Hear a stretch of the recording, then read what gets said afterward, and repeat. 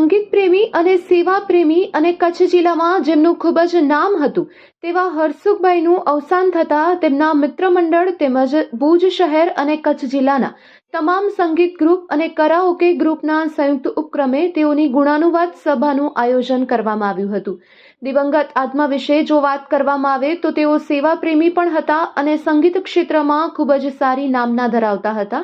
આ સાથોસાથ કચ્છ જિલ્લાના જે ઉભરતા કલાકારો છે તેમને આગળ વધવામાં તેઓ સતત મદદરૂપ સાબિત થતા હતા અને તેમની રાહબરી હેઠળ જેટલા પણ સંગીતના કાર્યક્રમો કરવામાં આવ્યા તે દરેક કાર્યક્રમમાં લોકોને નવા જ ગીતો નવા જ અંદાજમાં સાંભળવા મળતા હતા તે તેઓની ખાસિયત હતી।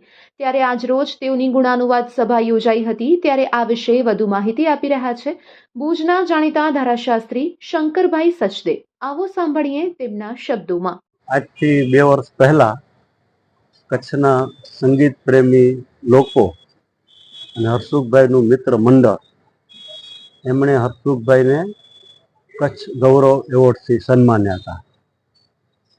એમનું અવસાન થતાં દિવંગત હરસુખભાઈની સેવાઓની શ્રદ્ધાંજલિ આપવા માટે આજે ગુણાનુવાદ કાર્યક્રમ રાખવામાં આવ્યો છે અને આ સંસ્થા ભુજની બધી જ આ કાર્યક્રમ ભુજની બધી જ સંગીત સંસ્થાઓ બધા જ કરાઓકે ગ્રુપ એમના ઉપક્રમે યોજવામાં આવ્યો છે।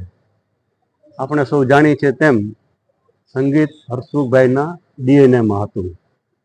શબ્દ સૂર અને તાલ એની અદ્ભુત સમજ એમની પાસે હતી એટલે એમની રાહબરી હેઠળ માર્ગદર્શન હેઠળ જેટલા કાર્યક્રમો થયા એમના નાયાબ ગીતો લોકોને હંમેશા સાંભળવા મળ્યા।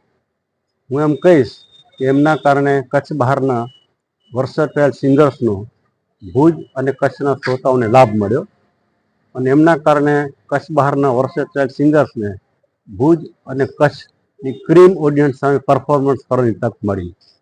એમણે એમના કાર્યક્રમોમાં કચ્છના નામાંકિત ગાયકોને પણ સ્થાન આપ્યું અને નામાંકિત ગાયકોને જોઈ અને નવોદિત ગાયકોને નામાંકિત થવાની પ્રેરણા મળી છે એમ કહું તો ચાલે। એમની સેવાઓ સંગીતની સેવાઓ મૂલવા માટે શબ્દો ઓછા પડે એમ છે। હું એટલું જ કહીશ કે એમને જે કચ્છ ગૌરવનો એવોર્ડ આપવામાં આવ્યો એમના મિત્ર વર્તુળ તરફથી એ એમણે પોતાના જીવનથી અને કાર્યોથી સાર્થક કરી બતાવ્યો। એમને નત શ્રદ્ધાંજલિ। ભાવેશ ઠક્કર, સુર સંગમ ક્લબ। હરસુખભાઈએ કચ્છ ભુજની જનતાને ખૂબ જ મોટા સારા એવા પ્રોગ્રામ આપ્યા છે। આ ઉપરાંત એમ કહીએ તો કે ભારતના કોઈ પણ સિંગરને કચ્છમાં સિંગિંગ કરવું હોય તો એ હરસુખભાઈને કહેતા કે મારે કચ્છમાં એક તક આપો તમે। હરસુખભાઈને એવી કુદરતની સૂઝ હતી કે એમને ગીત મંગાવતા એના પછી તે સર્ચ કરતા કે ખરેખર આ સિંગર કેવો છે। આ પછી હરસુખભાઈ એને અવાનવા ગીત મોકલતા કે આ ગીત મને જોઈએ। એ તૈયારી કર્યા પછી હરસુખભાઈ એ પ્રોગ્રામ કરવું હોય તો એના પાછળ 2-3 મહિના એના પાછળ જ રહેતા। આ ઉપરાંત હરસુખભાઈ દર વર્ષે કચ્છ ભુજની જનતાને પોતાનું બર્થડે હોય ત્યારે એક સંગીતનો સારો કાર્યક્રમ ભેટ આપતા। આવી રીતે હરસુખભાઈની વાત કરીએ તો વર્ષોથી ભુજની પબ્લિકને સારા મોટા પ્રોગ્રામ આપ્યા જે અત્યાર સુધી નથી થયા ને નથી થાય એવા પ્રોગ્રામ। આ ઉપરાંત એક એવી વાત કરીશ કે હરસુખભાઈ હવે પછીની 19 તારીખે જે પ્રોગ્રામ થવાનું છે ને આના ગીત સુધા આખું પ્રોગ્રામ તૈયાર કરીને ગયા છે। એટલી હરસુખભાઈને ગીત પ્રોગ્રામ પ્રત્યે લગન હતી।